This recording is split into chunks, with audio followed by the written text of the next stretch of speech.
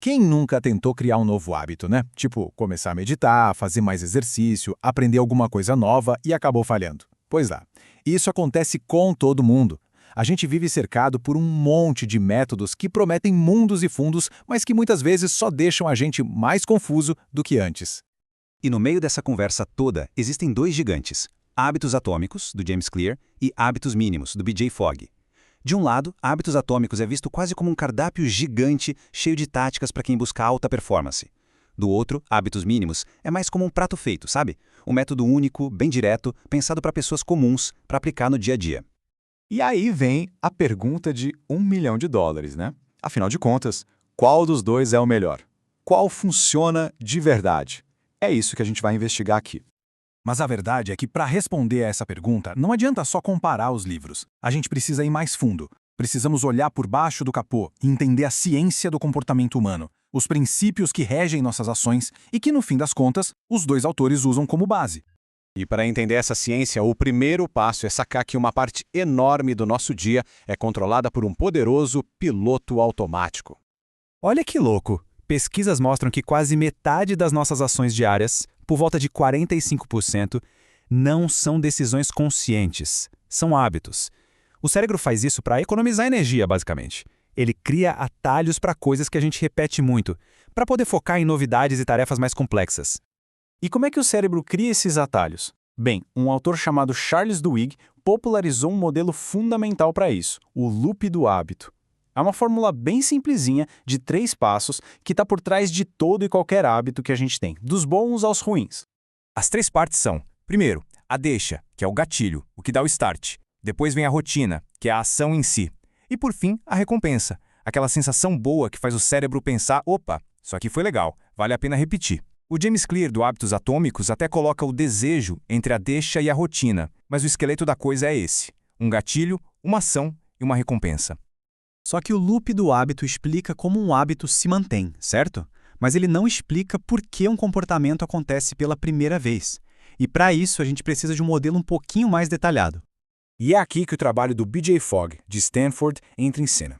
Ele dedicou a carreira dele a desvendar o design do comportamento humano e criou um modelo que é tipo uma chave mestra para a gente entender as nossas próprias ações. O modelo dele é o C igual a MAP. É uma fórmula poderosa que diz o seguinte: o comportamento só acontece quando 3 coisas se encontram ao mesmo tempo: motivação, aptidão e um promotor. Se faltar qualquer um desses 3, o comportamento simplesmente não acontece. É quase uma lei universal da ação humana. Vamos dar um zoom em cada parte. O M de motivação se resume a 3 impulsos básicos. O primeiro é a sensação. A gente busca prazer e evita dor. O segundo é a antecipação.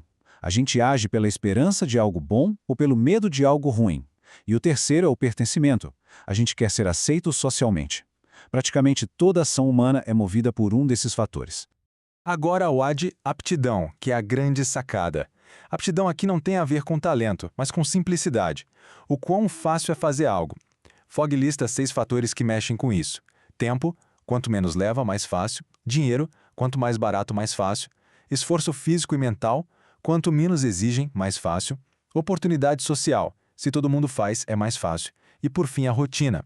Se já faz parte do nosso dia, é muito mais fácil. Resumindo, quanto mais simples, maior a aptidão. E finalmente, o P de promotor. Isso nada mais é do que o gatilho, a luz verde. É a mesmíssima coisa que a deixa lá do loop do hábito. É a notificação do celular, o lembrete, o post-it no espelho. É aquilo que grita "faça agora". Sem um promotor, pode ter toda a motivação e facilidade do mundo que nada acontece.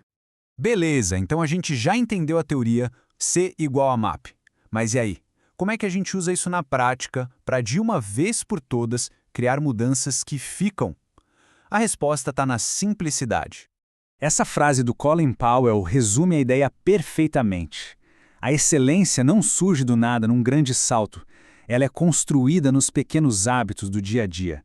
É uma atitude que vai se formando, tijolo por tijolo.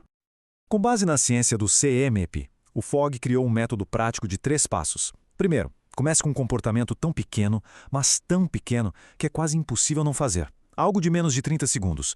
Segundo, ancore, ou seja, grude esse novo hábito numa rotina que já existe. E terceiro, o passo mais crucial: celebre na hora. cria uma emoção positiva para ensinar o cérebro que aquilo foi um sucesso. Essa ideia de ancorar é tão boa que o James Clear deu um nome mais famoso para ela: empilhamento de hábitos. A lógica é a mesma: usar um hábito que já existe como a deixa para o novo. Tipo assim, depois que eu escovar os dentes, a âncora, eu vou passar fio dental em um único dente, o novo hábito mínimo. A âncora já é automática, então é só empilhar uma coisinha logo depois. Então o ponto central é este. O segredo não é tentar ter mais motivação. A motivação vai e vem. O segredo é aumentar a aptidão, ou seja, a simplicidade. O objetivo é tornar o comportamento tão ridiculamente fácil que ele vai ser feito mesmo naqueles dias de zero vontade. Agora, talvez alguém pense, mas passar fio dental em um dente, qual é o sentido disso? E é aqui que a mágica da consistência a longo prazo entra em jogo. Primeiro, vamos tirar da cabeça aquela ideia de que leva 21 dias para formar um hábito. Isso é mito. A ciência mostra que o tempo varia muito. Em média, criar o hábito de se exercitar pode levar mais de 90 dias. Uma alimentação saudável, uns 84. Meditação, por volta de 60. O ponto principal é que leva tempo, e paciência é essencial. E aqui vem a parte mais libertadora. Não precisa ser perfeito. As pesquisas mostram que falhar um dia não tem um impacto gigante na formação do hábito a longo prazo. O que realmente destrói o progresso é a mentalidade do tudo ou nada. É a consistência e não a perfeição que constrói o hábito. Isso nos leva ao efeito composto. É como se fosse juros compostos para a vida. Uma pequena ação diária pode não parecer grande coisa hoje ou amanhã, mas, ao longo de um ano, essas pequenas ações se somam e se multiplicam, gerando resultados que eram inimagináveis lá no começo. E no final das contas, o que a gente está discutindo aqui vai muito além de só mudar comportamentos. Cada pequena ação é como se fosse um voto para o tipo de pessoa que queremos nos tornar. O objetivo não é ler um livro, é se tornar uma pessoa leitora. O objetivo não é correr uma maratona, é se tornar uma pessoa corredora. Os hábitos constroem quem a gente é. Então, para fechar, fica a reflexão. Qual é aquele comportamento mínimo, aquela açãozinha de 30 segundos que, se iniciada hoje e mantida com consistência, teria o poder de transformar completamente o futuro de uma pessoa em 1, 5 ou 10 anos? A resposta pode ser muito mais simples do que se imagina.